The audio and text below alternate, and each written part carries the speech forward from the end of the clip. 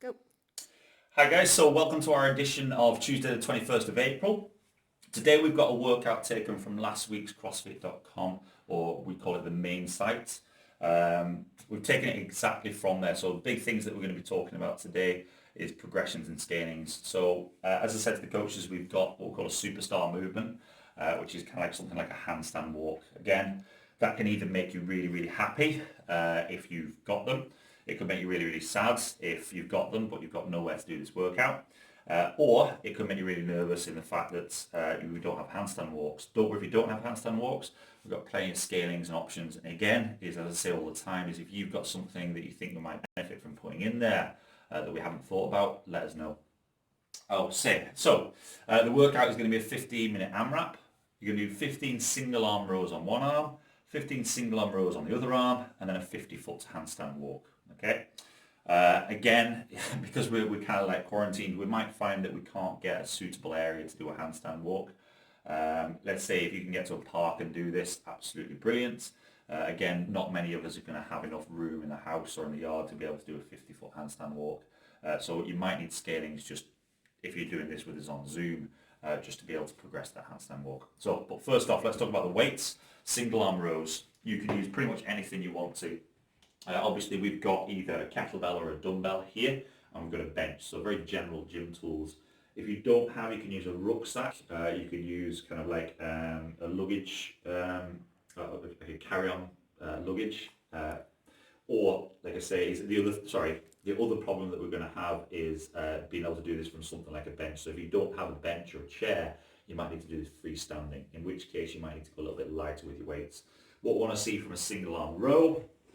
Yeah, nice level spine, so we don't want to be looking down and round in the back. We want to be looking forwards. You actually have two types of row, and we don't specify which. One where we're pulling towards the chest, one where we're pulling back towards the belly. For me, preferably, because we do a lot more gymnastics, I try and get people to doing the ones where we're pulling down towards the belly. Yeah, a little bit more lat engagement than we get from the upper back. So again, 15, use a weight that you can do all 15 on one arm before moving on to the other arm. Maybe not as you get towards the later rounds, but definitely for that first round, I want to be able to do 15 one arm, 15 the other arm. Tough progression. Handstand walks. So let's say you have got the space, but you're not really wanting to kick into anything. Things that we can do, compression walks or a gymnastics bear crawl. I stopped calling them a gymnastics bear crawl a while back. I started calling them compression walks because they are a really great tool for working on compression. So remember, if you were with us yesterday when we were talking about slips, gymnastics compression is a really important part of what we want to be able to achieve. And that can help both strengthen up your positions for your handstands in gymnastics, but also work on strengthening up your shoulders for handstand walking. So let's say, for example, we've got nowhere near 50 feet. We don't even have 25 feet. So I'd estimate from going backwards and forwards, we're going to have to do 3 to 4 lengths of this.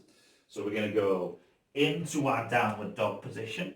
The big difference here is we're going to try and go as high as we can on the toes. We're going to open up our shoulders as much as we can.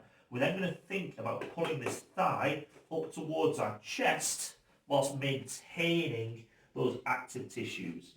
Yeah. I'm going to try and pull with my legs as straight as I can into that position. Once I reach the end, turn around and repeat. Okay? That's your compression walk. Next one, stool walk around. Again, we've got a bench. You can use a chair or any other object. Again, if you've got a chair with only a half space open, it's got a back to it, you might have to do kind of like more of a chair sweep than a walk around. So where we go 180 degrees one way, 180 degrees the other way. In terms of form, what we're looking for is for you to be in as good a stacked position as we can. So we want to see your hands, your shoulders, and your hips in as vertical position as you can. The higher your object is, the easier it is to get into a more stacked position.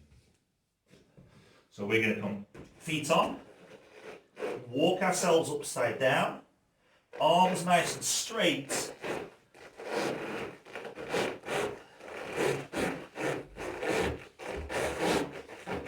Obstacles there.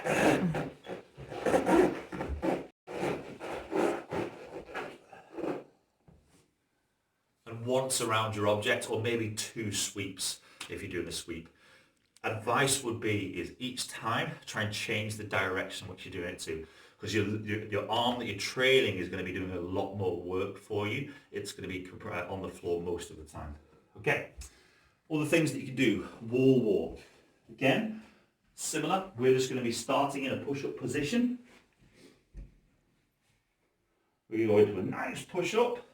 We're going to gently walk. Arms nice and straight. Try and keep your tight hollow until you can touch your nose.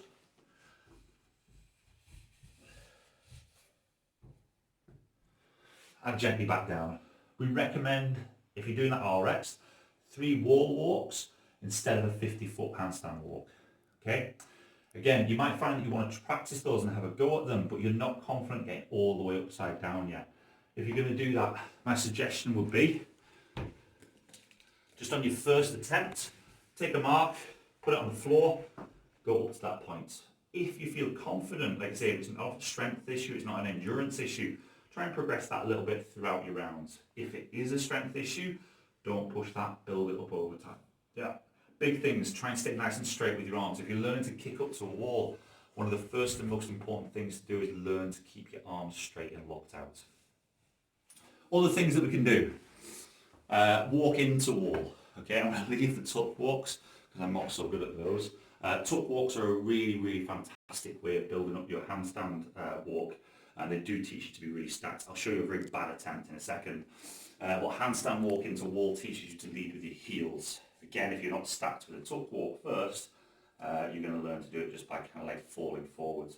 So we kick up into a handstand. And we gently walk into the wall. Again, it's all good and well if you've got a handstand wall because you're gently touching the wall.